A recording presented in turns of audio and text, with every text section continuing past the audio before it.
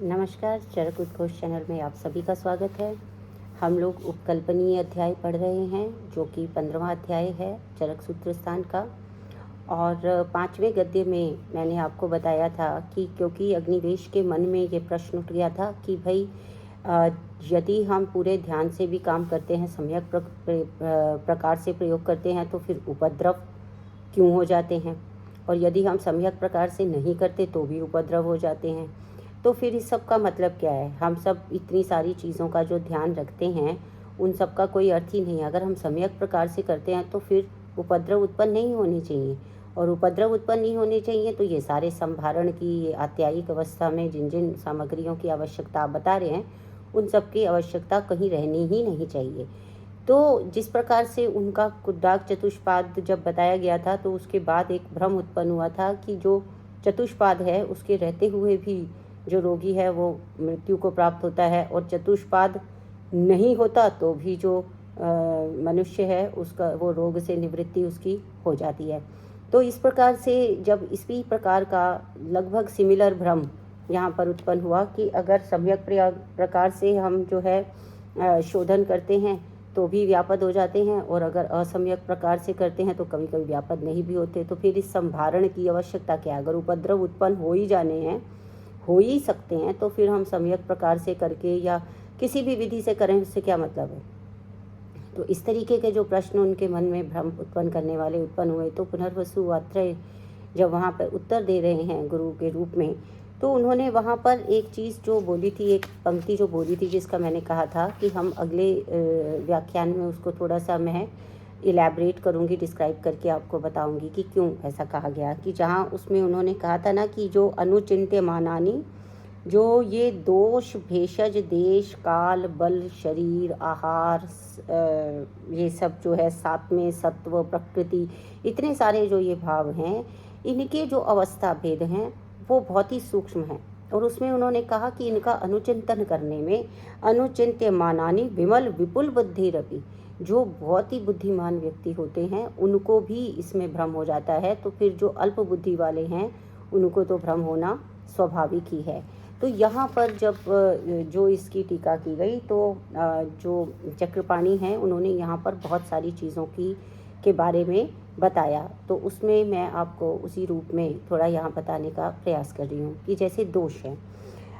अब ये जो दोष है, तो दोष के सूक्ष्म किस तरह से दोष में हमें क्या क्या जो भाव है वो विचारणीय हो जाते हैं। कि पहला तो ये है कि दोष जो है उसमें ये है कि वो वृद्ध है या क्षीण है या सम है। पहली जो उसके हमको उसकी परीक्षा करनी है वो ये है। और दूसरा है कि यदि वो प्रकोपित है तो वो दोष की गति क्या है? ऊर्ध्व गमन है, अधोगमन है, तिर्यक गमन है, कैसा गमन है? फिर दोष जो है वो दो तरीकों से प्रकोपित हो सकता है।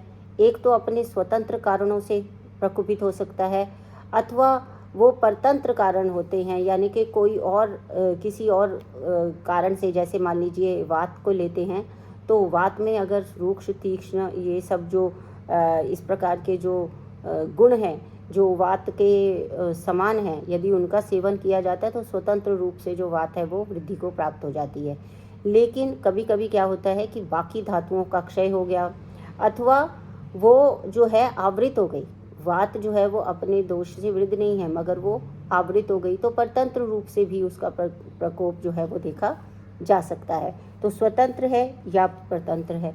इसके बाद दोषों में ही हम किस बात की कल्पना करते हैं कि उसकी अंशांश कल्पना, कि कितने अंशों में वो वृद्ध है, कितने अंशों में वो क्षीण है।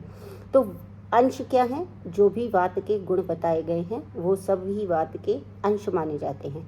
तो कितने अंशों में? जैसे 7 गुण माने गए हैं और उनमें से वो 3 गुणों से वृद्ध है, 2 गुण से वृद्ध है, 1 गुण से वृद्ध है, या फिर सभी गुणों से वृद्ध है। तो इस प्रकार से भी अंशांश कल्पना भी दोषों के विषय में करनी होती है। फिर उसके बाद जो है वो दोष जो है वो अपने आशय में हुआ है, स्वस्थानगत प्रकोप को प्राप्त हुआ है, या फिर एक जो सिद्धांत आता है, एक जो विषय आता है वो आशय अपकर्ष का भी विषय है। आशय अपकर्ष का अर्थ ये होता है कि वो अपने आशय में ना रह के, सपोज वात का जो स्थान है वो पक्वाशय है, तो यदि वो पक्वाशय में वृद्ध होता है तो उसकी चिकित्सा अलग प्रकार से करनी होगी। सामान्य है, बस्ती दे देंगे, हो जाएगा। लेकिन अब ये वात है, ये अपने यहाँ प्रकोपित ना होकर के जाता है कहाँ, अपकर्ष करके उस स्थान को छोड़कर और दूसरे स्थान पे मान लीजिए आमाशय में चला जाता है। तो पक्वाशय का दोष यदि आमाशय में आकर प्रकोपित होता है तो फिर उसकी चिकित्सा में अलग प्रकार से हमको शोधन और की जो व्यवस्था है या शमन की जो व्यवस्था है उसको देखना पड़ता है। तो ये हो गया। फिर उसके बाद ये भी कहे कि धातु विशेष की जो आश्रयता है, दोष जो हैं वो धातु विशेष में आश्रित होकर रहते हैं। तो किस आश्रय में वो रहते हैं? जैसे वात है तो वो अस्थि में रहती है, तो वात जब प्रकोपित होती है तो अस्थि का क्षय होता है। जबकि बाकी जो आश्रय भाव हैं उनमें जब दोष की वृद्धि होती है तो आश्रय की भी वृद्धि होती है, दोष का क्षय होता है तो आश्रय का भी क्षय होता है। लेकिन यहाँ पर वात के जो केस है, वात का जो स्थिति है वो अलग होती है। वात में जब प्रकोप होता है तो उसका जो आश्रय है वो क्षीण होता है। तो इस तरह से इसको जानना चाहिए। और इसके अलावा भी काल के अनुसार भी आप देखेंगे कि दोषों का जो है वो जो वृद्धि आदि होते रहते हैं, जैसे कि दिन के आदि मध्य अंत में, भोजन के आदि मध्य अंत में। फिर ऋतुओं के अनुसार दोषों का क्या रहता है, वसंत ऋतु में जैसे कफ प्रकोपित हो जाती है और वर्षा ऋतु में वात प्रकोपित हो जाती है। तो ऋतुओं के अनुसार उसका प्रयोग रहता है। फिर उसके बाद प्रकृति के अनुसार, जैसी प्रकृति व्यक्ति की होती है वो प्रोन होता है। जैसे वातज प्रकृति का है जिसमें वात बहुलता है तो वो वातज विकारों के लिए ज़्यादा जो है वो प्रोन होता है, उसकी तरफ वो हो सकते हैं उसको। इस तरह से हम देखते हैं। इसी तरह अब औषधि पे आते हैं। दोष है ना, फिर औषधि है। तो औषधि पे अगर आते हैं तो औषधि क्या है, वो तरुण हो सकती है, वो चिर हो सकती है, वो आर्द्र हो सकती है, वो शुष्क हो सकती है। फिर उसकी जो है कल्पना के अनुसार उसका चूर्ण रूप में प्रयोग किया जा सकता है, उसका स्वरस रूप में प्रयोग किया जा सकता है, उसका क्वाथ रूप में प्रयोग किया जा सकता है। तो किसी भी रूप में उसका जो प्रयोग किया जा सकता है। इसी तरह से जो ये औषधि है, इनका भी क्या है कि ये औषधि सारी की सारी, कोई औषधि रस से काम करती है, कोई अपने वीर्य से करती है, कोई विपाक से करती है, कोई प्रभाव से करती है। तो ये भी हमें उसकी अंशांश कल्पना या उसके भी ये सारे भाव हमें देखने होंगे कि वो कौन सी कल्पना है, वो किस तरीके से जो है वो काम करती है। इसी तरह से अब देश है। देश में भी हम देखते हैं कि देश जो है वो दो प्रकार के देश होते हैं। एक तो होता है हमारा देह देश और एक होता है हमारा जो ये भूमि देश, सॉरी। तो जो देह देश होता है वो तो प्रकृति है, मनुष्य की प्रकृति है, उसके अनुसार औषधि कार्य करेगी और उसके अनुसार औषधि का हमें चयन करना होता है। ये हमारा एक विशिष्ट सिद्धांत है आयुर्वेद का कि जो पुरुषम वीक्ष्य है ना, प्रत्येक पुरुष को देखना है। तो उस पुरुष में क्या क्या देखना है, पुरुष में फिर सब कुछ देखना है। फिर पुरुष के भी बल, उसका भी बल देखना पड़ेगा कि वो व्यक्ति किसी चीज़ से एलर्जिक तो नहीं है।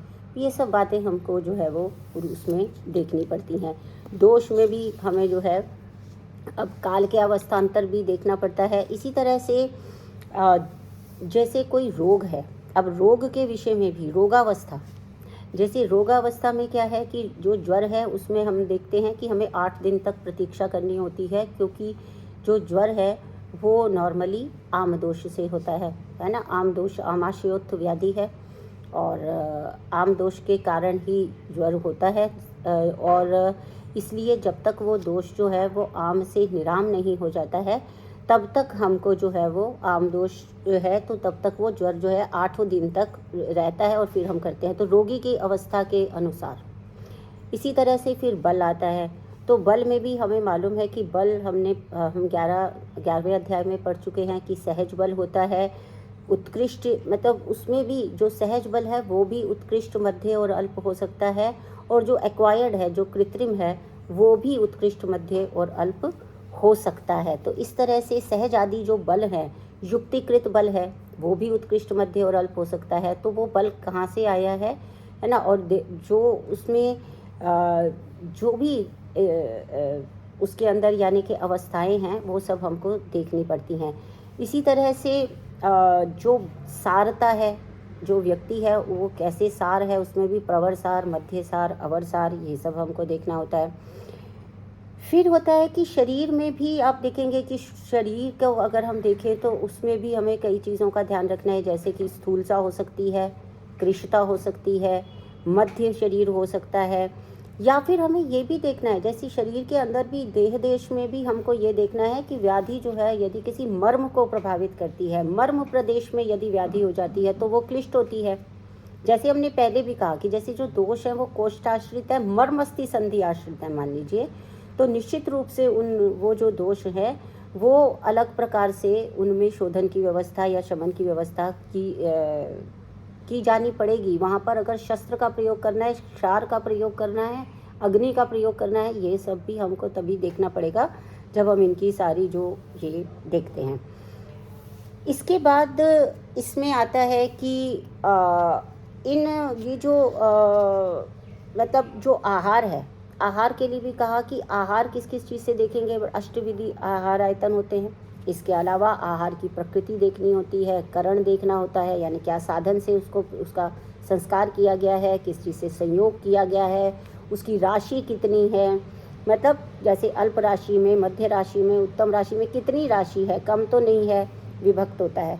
साथ में जो है वो भी देश के लिए साथ में हो सकता है, काल के अनुरूप साथ में हो सकता है, प्रकृति साथ में हो सकता है, व्याधि साथ में हो सकता है, स्वभाव और अभ्यास, इन सारे तरीकों से जो साथ में है वो भिन्न होता है। तो साथ में किसको कहते हैं हम, ओक साथ में भी कहते हैं। शरीर जो है वो अपने आप जो कोई चीज़ अच्छी नहीं भी होती है, जिसको कि उपयुक्त नहीं माना गया है स्वास्थ्य के लिए, वो भी अगर ले ली जाती है तो वो भी उसका अभ्यास हो जाता है, तो उस शरीर पे वो तुरंत प्रभाव से जो है वो हानि करना बंद कर देती है। हालांकि जो भी अहितकर है वो जो है वो एक दिन अपना परिणाम देने वाला होता है।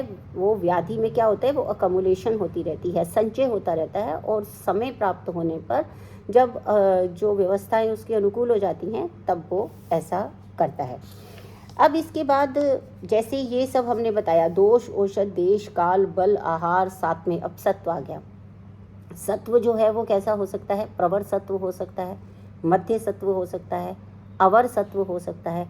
इन सब को भी देखने के बाद हम संशोधन की जो है व्यवस्था करते हैं, चिकित्सा की व्यवस्था करते हैं। तो इनके उदाहरणों को जो है ऐसा चक्रपाणी कहते हैं कि इनके उदाहरणों को शास्त्र में देखना चाहिए, और हम जैसे जैसे आगे पढ़ते जाएंगे हमें पता चलेगा कि इसके जो भेद हैं, भेदोपभेद बहुत ही ज़्यादा सूक्ष्म हैं।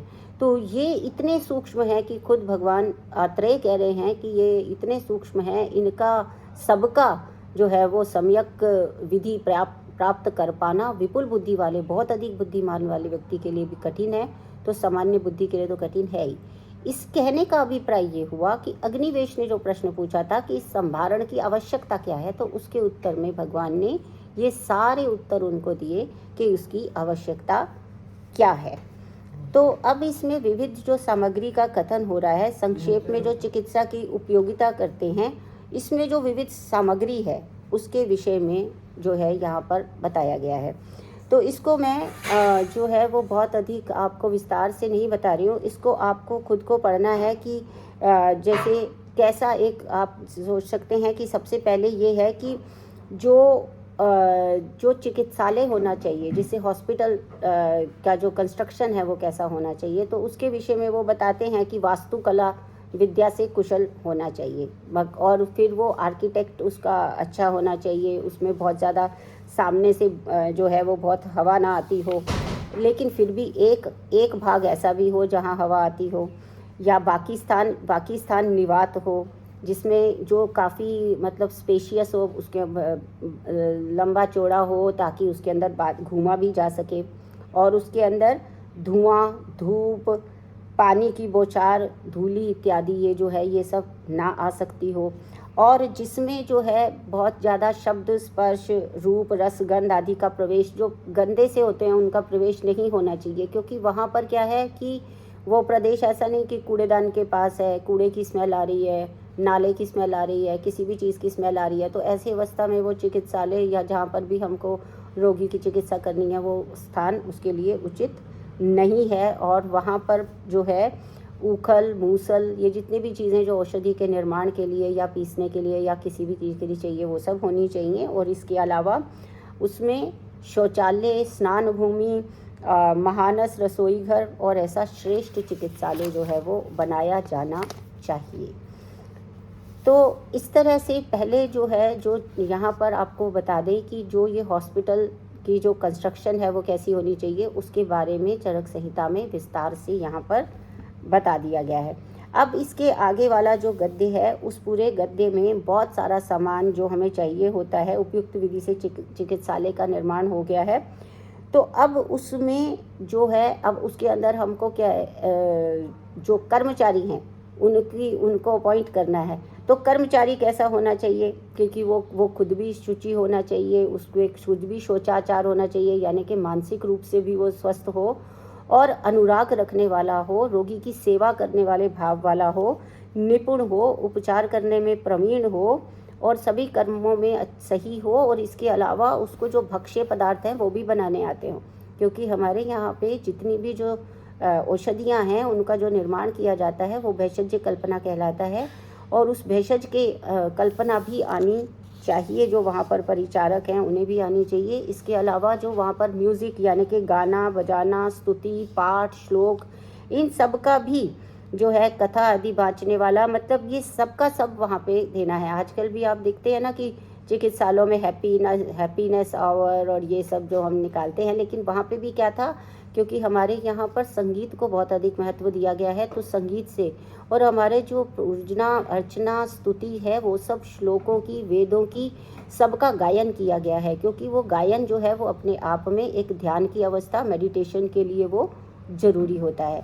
तो इसी तरह से सेवा कार्य करने के लिए उपयुक्त हो। और फिर बहुत सारी चीज़ें, मथनी, घड़ा, ये सब बहुत सारा संग्रहणीय है, इसको आप उसमें पढ़ सकते हैं कि क्योंकि उसको उस हिसाब से बनाया गया है। एक ऐसा चिकित्सालय है यहाँ पर जो वर्णित किया गया है जिसमें कि जो है औषधि भी वहीं पे बनेगी और वहाँ पर पूजा जो दैव्य पार्श्व चिकित्सा के लिए आवश्यक है, पूजा जो है मणि, मंगल, हवन, ये सब की भी व्यवस्था जो है वो उसी कैंपस में एक तरीके से उसी चिकित्सालय में होनी चाहिए। इसलिए वो कितने कितने सामान वहाँ पर बोले गए हैं वो सब तो वहाँ पर जो है वो एकत्रित कर लेना चाहिए, ताकि चिकित्सा करते समय किसी प्रकार का कोई भी कष्ट ना हो।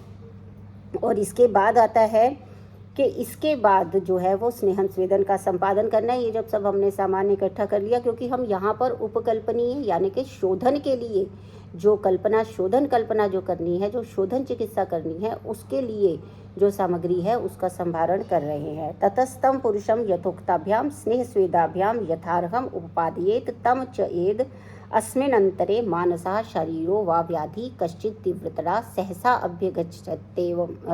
अभ्यगच्छतेवम् एव तावद् अस्य उपवार्तयुं यतेत ततस्तम उपवार्त्य तावत्तम एव एनम कालम तथा विधिनैव कर्मणो उपाचरेत। यानी कि इस संशोधन योग्य पुरुष को स्नेहन स्वेदन के द्वारा स्निग्ध और स्वेदन स्विन्न करा दिया, और उसके बाद उसके बीच में यदि कोई मानसिक या अत्यंत तीव्र शारीरिक रोग उत्पन्न हो जाता है तो उसके लिए उस रोग को पहले दूर करने का प्रयत्न करें, और उसके बाद उस रोग का शमन करने के बाद ही उस रोग की जो है चिकित्सा करनी चाहिए।